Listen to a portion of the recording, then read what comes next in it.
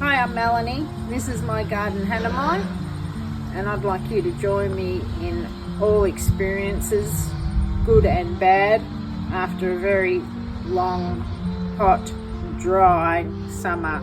There are bad things, hedges that have been watered and they still aren't greening up.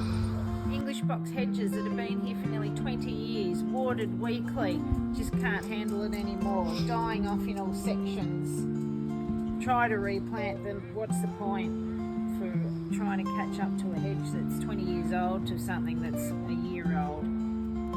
So maybe the whole hedge will have to come out and we'll rethink on something else that's here. Very disappointing. Anyway, that's gardening. But through all the dryness, things still flourish and little bulbs peek out at any time. Lovely nerines. Luckily haven't been quite scratched out by the rabbits. Tough as, and they just keep popping their colour.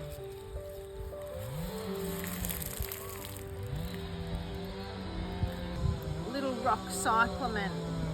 Been out for a few weeks now, since in March, in my silver birch bed, miniature version of Edna Walling's big silver birch bed. Little clumps of rock cyclamen, I just love their little curly flower heads. Always reminds me that autumn's coming when you see these pop up.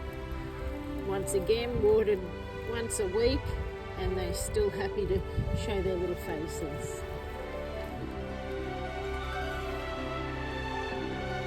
Autumn, one of the earliest things that flower to one of the latest things that can flower in the garden. Tough as a camellia, my favourite, nearly finished here, but the first flower on it, Yuletide. One of my favourite camellias. It's compact, little green foliage, very tough in under this crabapple. Has never drooped once with lack of water.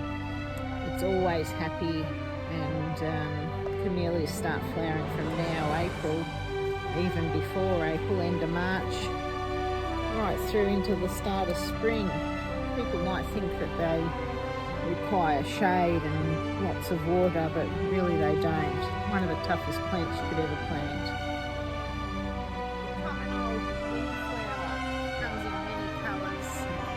Say it's the hardiest thing when it's dry summer, but if it's under the sprinkler at the right spot, it makes the best autumn colour.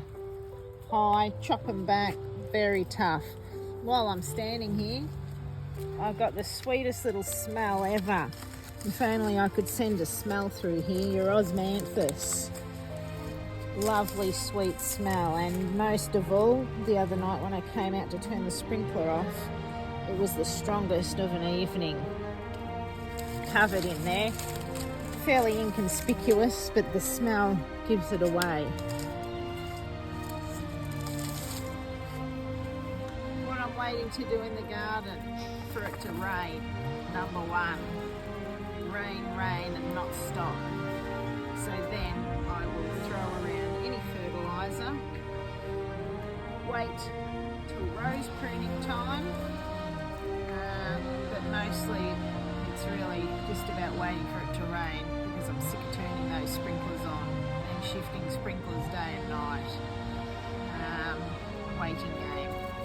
Thank you, and I hope I've got something nice to show you in the garden again.